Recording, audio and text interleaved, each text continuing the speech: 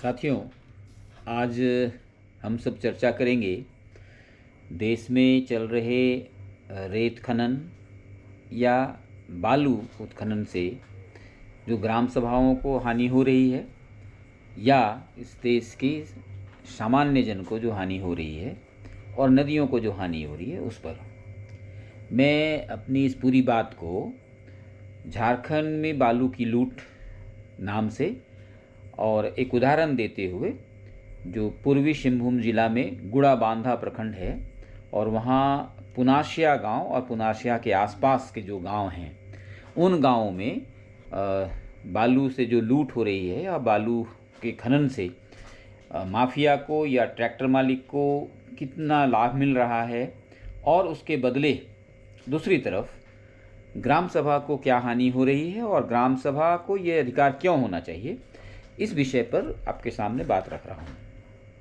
और यह एक उदाहरण है, आप इसको अन्य जगहों पर एक उदाहरण के तौर पर रख करके पूरे देश की लूट को समझ सकते हैं या झारखंड के लूट को समझ सकते हैं। तो आइए बात शुरू करते हैं। मैं जिस नदी की बात कह रहा हूँ वो नदी है स्वर्ण रेखा, और स्वर्ण रेखा नदी के किनारे पूर्वी सिंहभूम जिला में गुड़ाबांधा प्रखंड के पुनासिया के आसपास में एक बालू उत्खनन क्षेत्र है। और ये पूरी जो बात है, ये जो पूरा आंकड़ा है, मैं ये पूरा आंकड़ा वहाँ पर जो गांव के लोग, गांव के लड़के या जो वहाँ उपस्थित ग्रामीण हैं, इन ग्रामीणों के बातचीत के आधार पर ये पूरी बात रख रहा हूँ। जैसा कि वहाँ जानकारी मिली है, उस पुनासिया गांव और उसके आसपास जो बालू का उत्खनन हो रहा है वहाँ प्रतिदिन 20 ट्रैक्टर बालू एक बगल के एक डंपिंग यार्ड में बालू डंप किया जा रहा है, वहाँ भेजा जाता है। और ये 20 ट्रैक्टर बालू उनके हिसाब से, ग्रामीणों के हिसाब से प्रतिदिन 20-20 ट्रिप करते हैं, यानी 20 बार आवाजाही करते हैं, यानी एक ट्रैक्टर 20 टेलर बालू पहुंचाता है और 20 ट्रैक्टर कुल मिलाकर के 400 टेलर पहुंचता है।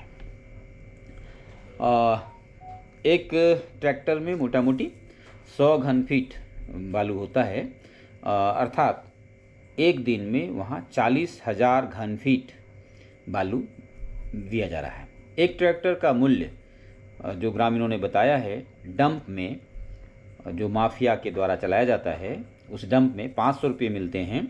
और इस तरीके से 20 टेलर का मूल्य 20 गुने 500 अर्थात 10,000 रुपया मिलता है। लोडिंग साथियों ने जो बताया कि लोडिंग मजदूरी वहाँ 200 रुपये प्रति टेलर है और कुल लोडिंग मजदूरी 4,000 रुपये की होती है 20 टेलर के लिए।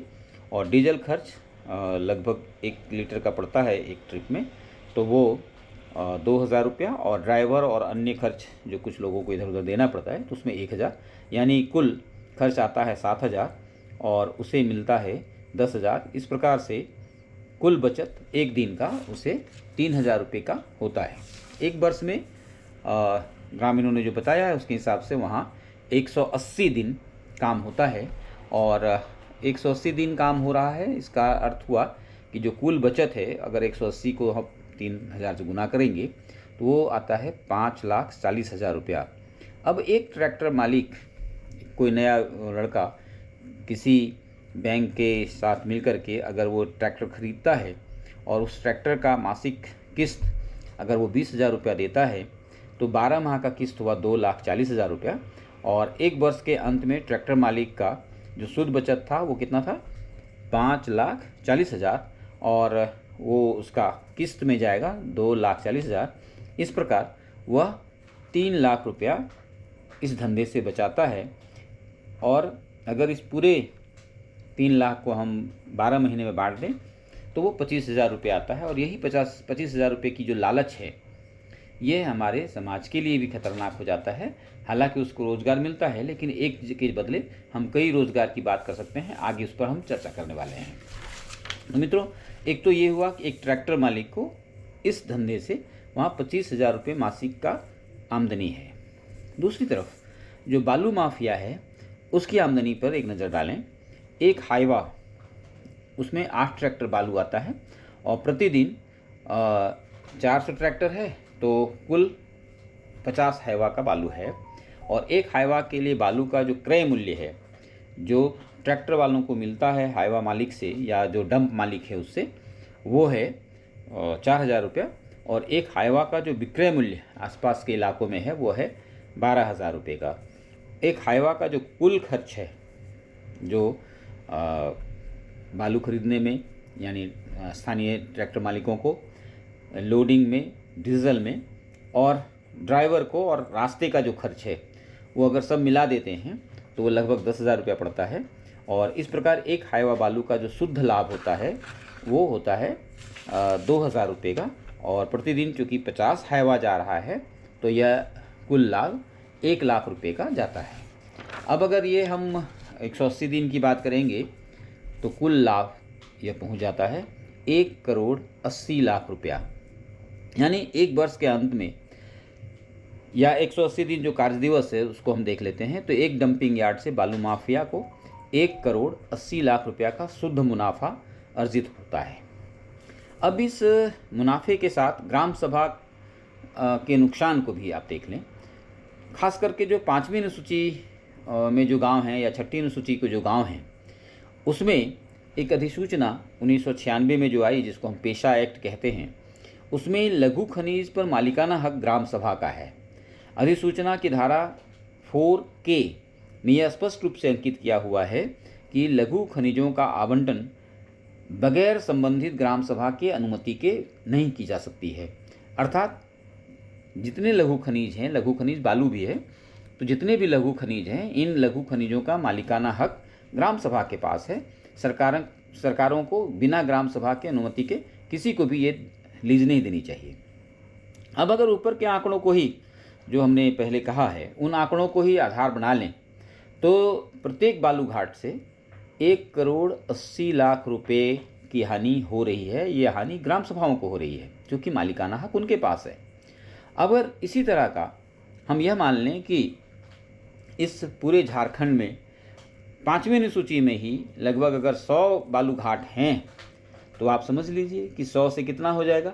ये लगभग 1,80,00,000 को आप 100 से गुना कर देंगे तो उधर 1,80,00,000 की हानि इस पूरे झारखंड से हो रही है। और अगर पूरे देश की बात करें तो आप आंकड़े लगा सकते हैं। अब इसके रास्ते क्या हो सकते हैं, क्या होना चाहिए?